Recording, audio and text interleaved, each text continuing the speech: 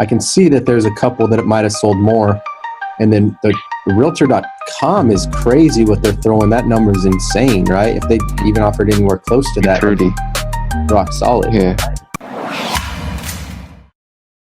Telling in, guys, getting our acquisitions process really clean cut, right? Now, this is only going to be a viable option in the hot target markets, right? So I've put together a mind map just to really iron out the process and make it easier to navigate.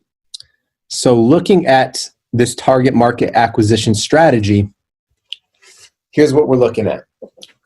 This is only going to be an active strategy at the moment in these following markets: Atlanta, Charlotte, Raleigh, Jacksonville, Orlando, and Tampa, right? So these are our hot target markets that we're really, really looking to dial in, okay?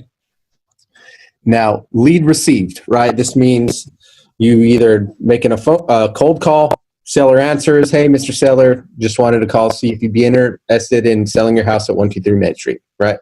The seller raises their hand, any shape or form. Obviously, we want to really reach out, build rapport, go through that sales process, read our calling script. Very simple.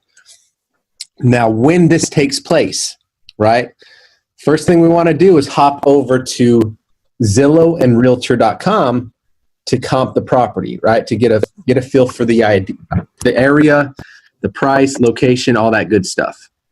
So let's go ahead and bounce over to our appointment tracker, right? And let's look at some of these quick houses just to see if they might be a good fit, right? So here we got this address in Jacksonville. We're going to go straight over to Zillow. We'll punch it in here.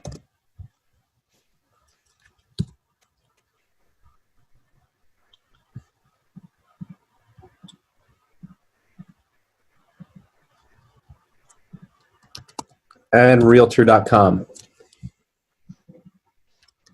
Let's punch it in there.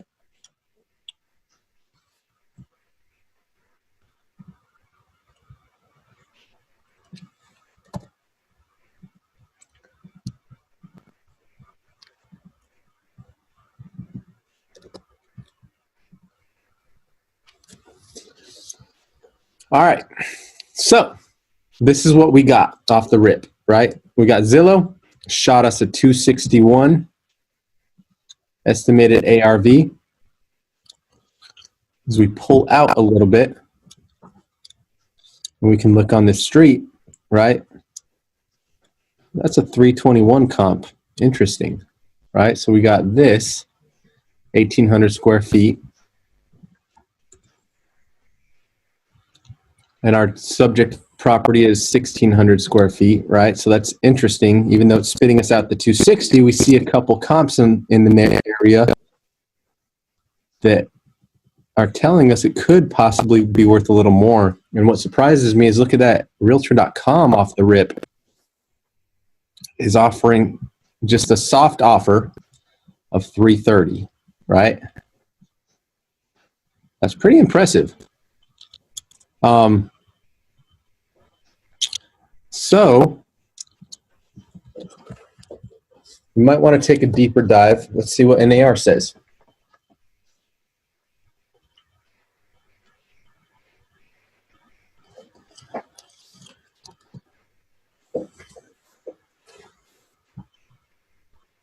NAR's got it at roughly 285 average and a range below there. So we'll kind of land in the middle, right? Let's just say the ballpark of the Zestimate, the 265, 261 ballpark is where they want. Now, they didn't give us an asking price on this one, right? Which a lot of them they do. But my thought is it's definitely worth leaning in, right? It's definitely worth calling the seller, really seeing what they want, how we can best serve them, open up the conversation, and see, if they'd be willing to obviously look at Zillow. I see, upon doing my research online, I'm seeing, if this house is completely fixed up, looks like it might be worth around the area of 260 ballpark. Would you agree? Right? Just ask the seller, do you agree? wait for their feedback. And then off of that, right, we'll always kind of lean towards the lower number. Let's just kind of get a rough number of what we think the value of the house might be, right? Let's say 260 is going to be our assumption, right? We're thinking, okay, market value price, 260. I want to highlight this in blue just to make it stand out.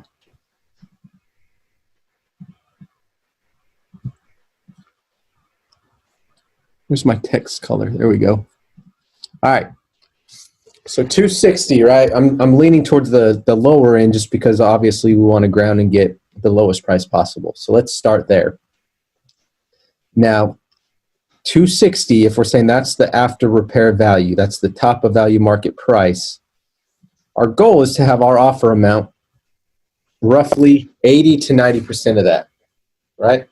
So if we go over to this calculator and we punch in 260, multiply that times 0.8, right? We know 0.8 because we're going for 80%, 80 to 90, but we obviously want to start on the lower side, right?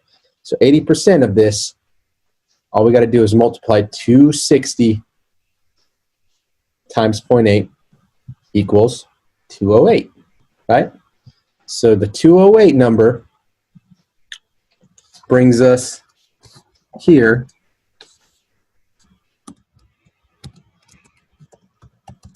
$208. That'd be our starting price. Okay. Then we can also punch that same number in.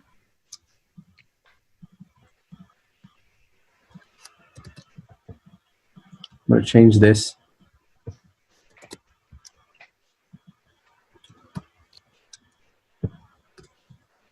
We'll want to also punch that in just to see what it looks like for 260,000 times 0.9.